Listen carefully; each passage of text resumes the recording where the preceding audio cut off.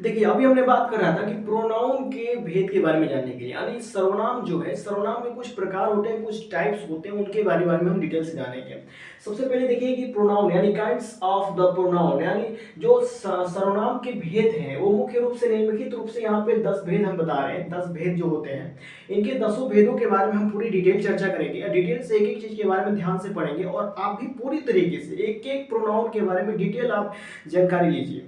अब यहाँ पे सबसे पहले हम देखते हैं कि प्रोनाउन जो होते हैं मुख्य रूप से निम्नलिखित रूप से पूर्ण रूप से 10 प्रकार के होते हैं। यानी कौन कौन से प्रोनाउन होते हैं, अब यहाँ पे देखिए। सबसे पहला जो प्रोनाउन है पर्सनल प्रोनाउन, यानी पुरुषवाचक सर्वनाम। इसमें हम पुरुष यानी लिंग की जो सर्वनाम है, लिंग से एक्टिविटी जो होती है, इसका कनेक्शन ज्यादा first person, second person, third person, इसके बारे में हम डिटेल चर्चा करेंगे। पहले हम थोड़ी थोड़ी इस चर्चा से माध्यम से इसे जानेंगे। पर्सनल प्रोनाउन यानी पुरुषवाचक, पुरुषवाचक सर्वनाम यानी पुरुषवाचक के बारे में हम पढ़ेंगे, उसमें रिलेटेड बारे में। सेकेंड है पोसेसिव प्रोनाउन यानी अधिकारवाचक या तत्वबोधक सर्वनाम। इसमें किसी चीज की अधिकार के बारे में, अधिकार जताने वाली जो सर्वनाम होती है उसके बारे में हम पढ़ेंगे, या तत्वबोधक के बारे में पढ़ेंगे।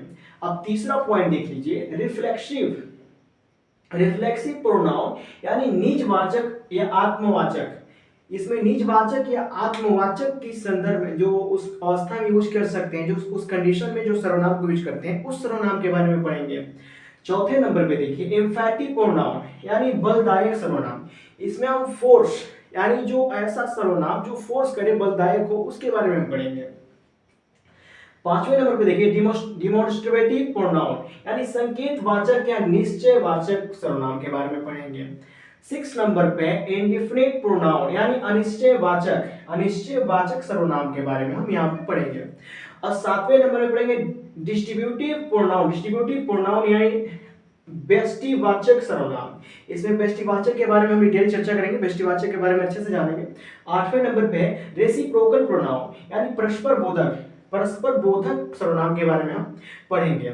उसके बाद आते हैं 9 नंबर पे रिलेटिव प्रोनाउन यानी संबंधवाचक जो संज्ञा है, जो संबंधवाचक सर्वनाम है, उसके बारे में हम यहाँ पे डिटेल पढ़ेंगे। और फिर 10 नंबर पे आते हैं इंट्रोगेटिव प्रोनाउन यानी हम प्रश्नवाचक सर्वनाम के बारे में पढ़ेंगे। इस तरीके से जो 10 भेद है, 10 के बारे में डिटेल से एक एक के भेद के बारे में, इनके एक एक भेद के बारे में डिटेल क्लास चल रही है। डिटेल क्लास आप धीरे धीरे लेते रहिए, हर एक वीडियो के बाद एक एक वीडियो देखते रहिए, ताकि जो नॉलेज है पूर्ण रूप से आपके पास मिले।